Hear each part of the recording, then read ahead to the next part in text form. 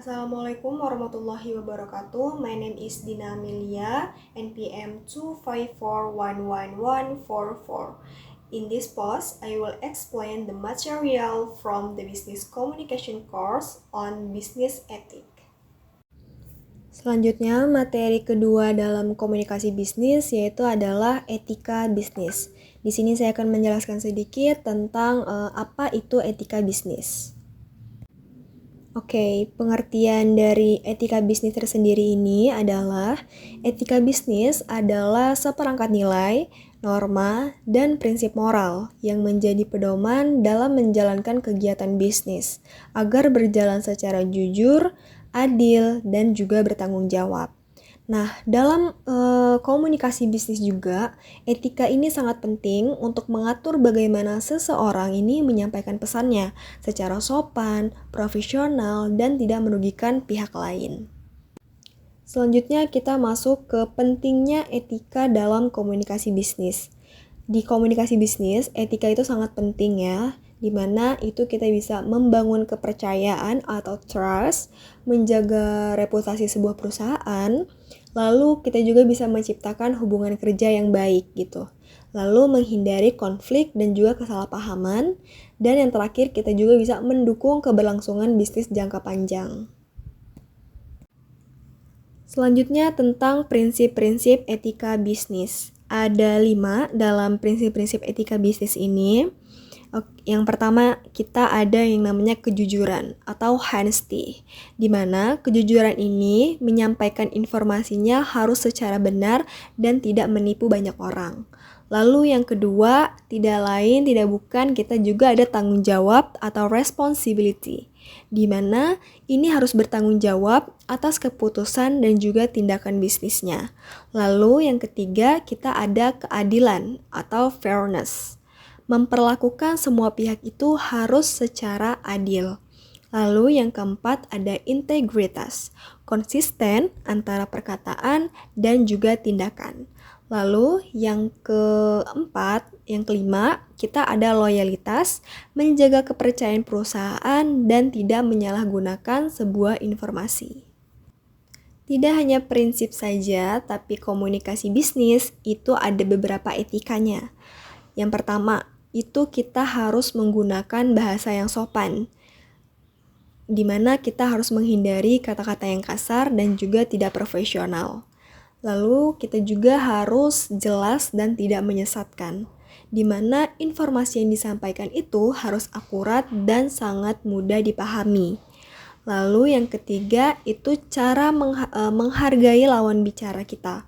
Tidak memotong pembicaraan saat dia sedang berbicara dan mendengarkannya secara baik gitu. Lalu yang keempat, menjaga kerahasiaan, tidak membocorkan informasi penting sebuah perusahaan. Kita juga ada yang namanya etika komunikasi digital. Di dalam etika komunikasi digital, kita juga harus bijak dalam beretika gitu kan, secara online mungkin. Nah, beberapa dalam etikanya ini kita bisa menggunakan bahasa yang formal dalam email gitu.